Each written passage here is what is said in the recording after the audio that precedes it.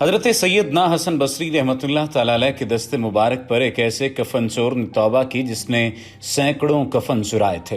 हज़रत सैयदना हसन बसरी रहमतुल्लाह ताला अलैह के इस्तफसार पर उसने 3 कब्रों के पुरस्कार वाक़यात बयान किए। चुनांचे उसने कहा, एक बार मैंने एक कब्र खोदी तो उसमें एक दिल दहला देने वाला मंजर था। मैं क्या देखता हूँ कि मुर्दे का चेहरा स्याह है, हाथ पांव में आग की जंजीरें हैं और उसके मुंह से खून और पीप जारी है। उसने इस कदर बदबू आ रही थी कि दिमाग फटा जा रहा था। ये खौफनाक मंजर देखकर मैं डर कर भागने ही वाला था कि मुर्दा बोल पड़ा, क्यों भागता है और सुन के मुझे किस गुनाह की सजा मिल रही है। मैं मुर्दे की पुकार सुनकर ठिठक कर खड़ा हो गया और तमाम हिम्मत इकट्ठी करके कब्र के करीब गया और जब अंदर झांक कर देखा तो अजाब के फरिश्ते उसकी गर्दन में आग की जंजीरें बांधे बैठे थे। मैंने मुर्दे से पूछा, तू कौन है? उसने जवाब दिया, मैं मुसलमान इब्न मुसलमान हूँ, मगर अफसोस मैं शराबी और जानी था और इसी बदमस्ती की हालत में मरा और अजाब में गिरफ्तार हो गया। अपना बयान जारी रखते हुए उस कफन चोर ने मजीद बताया, एक और मौके पर जब कफन चुराने की गरज से मैंने कब्र खोदी तो एक काला मुर्दा जुबान निकाले खड़ा हो गया। उसके चारों तरफ आग लपक रही थी, फरिश्ते उसके गले में जंजीरें बांधे खड़े थे।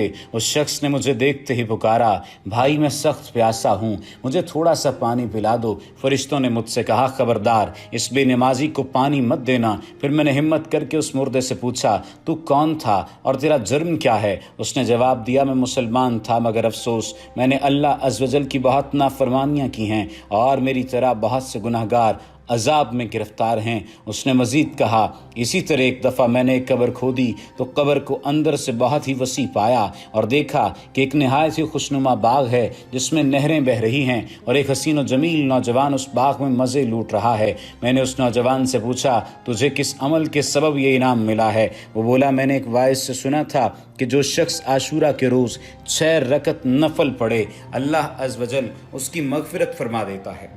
लिहाजा मैं हर साल आशूरा के दिन 6 रकतें पढ़ा करता था। एक बार खलीफा अब्दुल मालिक के पास एक शख्स घबराया हुआ हाजिर हुआ और कहने लगा, आली जा, मैं बेहद गुनाहगार हूँ और जानना चाहता हूँ कि मेरे लिए मुआफ़ी भी है या नहीं। खलीफा ने कहा, क्या तेरा गुनाह ज़मीन व आसमान से भी बड़ा है? उसने कहा, बड़ा है। खलीफा ने पूछा, क्या तेरा गुनाह लौह कलम से भी बड़ा है? जवाब दिया, बड़ा है। पूछा, क्या तेरा गुनाह अर्शो कुर्सी से भी बड़ा है? जवाब दिया, बड़ा है। खलीफा ने कहा, भाई यकीनन तेरा गुनाह अल्लाह अज़्वजल की रहमत से तो बड़ा नहीं हो सकता। ये सुनकर उसके सीने में थमा हुआ तूफान आंखों के जरिए उमड़ आया और वो धाड़े मार मार कर रोने लगा। खलीफा ने कहा, भाई आखिर मुझे पता भी तो चले कि तुम्हारा गुनाह क्या है। इस पर उसने कहा, हुजूर मुझे आपको बताते हुए बेहद नादामत हो रही है, ताहम अर्ज़ किए देता हूँ, शायद मेरी तौबा की कोई सूरत निकल आए। ये कहकर उसने अपनी दास्तान दहशत सुनाना शुरू की। कहने लगा, अली जा, मैं कफन चोर हूँ। आज रात मैंने 5 कब्रों से इबरत हासिल की और तौबा पर आमादा हुआ। कफन चुराने की गरज से मैंने जब पहली कब्र खोदी तो मुर्दे का मुँह किबला से फिरा हुआ था। मैं खौफज़दा होकर जो ही पलटा कि एक गैबी आवाज़ ने मुझे चौंका दिया। कोई कह रहा था, इस मुर्दे से अजाब का सबब तो दरियाफ्त कर ले। मैंने घबरा कर कहा, मुझ में हिम्मत नहीं, तुम ही बताओ। आवाज़ आई, ये शख्स शराबी और जानी था। दूसरा खिंजीर नुमा मुर्दे की कब्र थी। दूसरी कब्र खोदी तो एक दिल दहला देने वाला मंजर मेरी आंखों के सामने था। क्या देखता हूँ कि मुर्दे का मुँह खिंजीर जैसा हो चुका है और तौको जिंजीर में जकड़ा हुआ है। गैब से आवाज़ आई, ये झूठी कस्में खाता और हराम रोजी कमाता था। तीसरी कब्र में आग की कीलें थीं। तीसरी कब्र खोदी तो उसमें भी एक भयानक मंजर था। मुर्दा गुद्दी की तरफ जुबान निकाले हुए था और उसके जिस्म में आग की कीलें ठुकी हुई थीं। गैबी आवाज़ ने बताया, ये गीबत करता, चुगली खाता और लोगों को आपस में लड़वाता था। चौथी कब्र खोदी तो मेरी निगाहों के सामने एक बेहद सनसनीखेज मंजर था। मुर्दा आग में उलट पुलट हो रहा था और फरिश्ते उसको आग के गुर्जों यानी आतशी हथौड़ों से मार रहे थे। मुझ पर एकदम दहशत तारी हो गई और मैं भाग खड़ा हुआ, मगर मेरे कानों में गैबी आवाज़ गूंज रही थी कि ये बदनसीब नमाज और रोज़ा रमज़ान में सुस्ती किया करता था। 5वीं कब्र जब खोदी तो इसकी हालत गुज़श्ता 4 कब्रों से बिल्कुल बरक्स थी। कब्र हद नज़र तक वसी थी। अंदर एक तख्त पर खूबरू नौजवान बैठा हुआ था। यह भी आवाज़ ने बताया, इसने जवानी में तौबा कर ली थी और नमाज और रोज़ा का सख्ती से पाबंद था। खोपड़ी में सीसा भरा हुआ एक ऐसा भी मुर्दा देखा गया। حضرت عبد المومن بن عبداللہ بن عیسیٰ رحمۃ اللہ تعالیٰ علیہ فرماتے ہیں کہ ایک کفن چور جس نے توبہ کر لی تھی، اس سے میں نے دریافت کیا کہ کفن چوری کے دور میں اگر تم نے کوئی سنسنی خیز چیز دیکھی ہو تو بتاؤ۔ اس پر اس نے کہا کہ میں نے ایک بار ایک شخص کی قبر کھودی تو اس کے تمام جسم میں کیلیں ٹھکی ہوئی تھیں اور ایک بڑی کیل اس کے سر میں جبکہ دوسری دونوں ٹانگوں کے بیچ میں پیوست تھی۔ ایک اور کفن چور سے دریافت کیا گیا تو اس نے بتایا کہ میں نے کھوپڑی دیکھی جس میں سیسا پگھلا کر بھرا گیا تھا۔ ایک اندھا بھکاری تھا جو اپنی آنکھیں چھپائے رکھتا تھا، اس کا سوال کرنے کا انداز بڑا عجیب تھا۔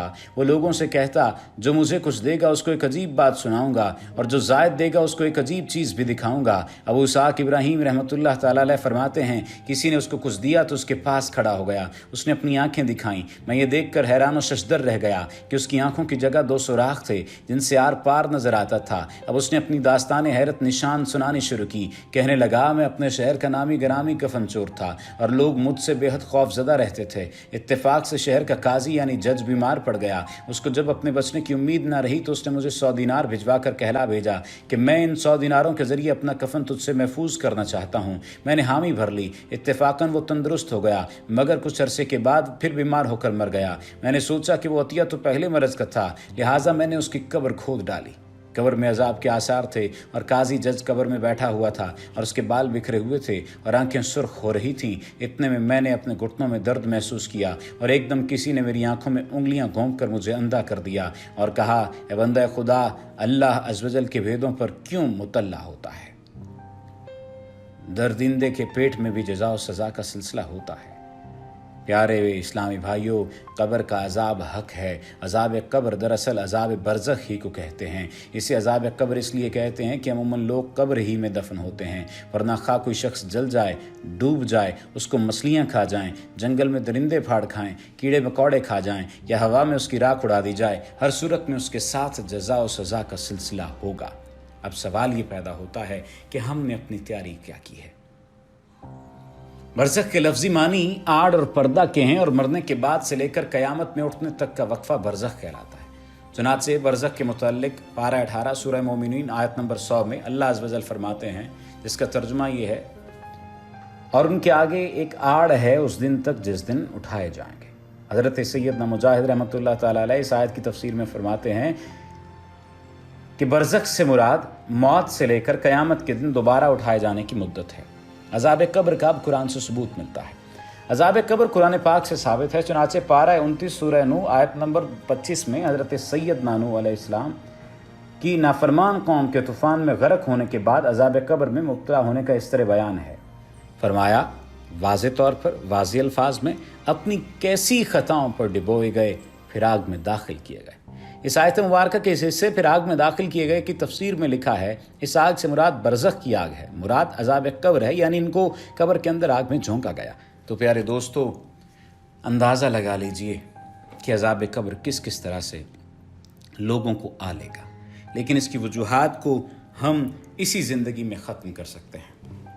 اسی زندگی میں کوشش کر سکتے ہیں کہ ہم وہ کام نہ کریں جو اللہ اور اس کے رسول کے ناپسندیدہ کام ہیں، ہم صرف وہی کام کریں جو اللہ اور اس کے رسول کے پسندیدہ کام ہیں۔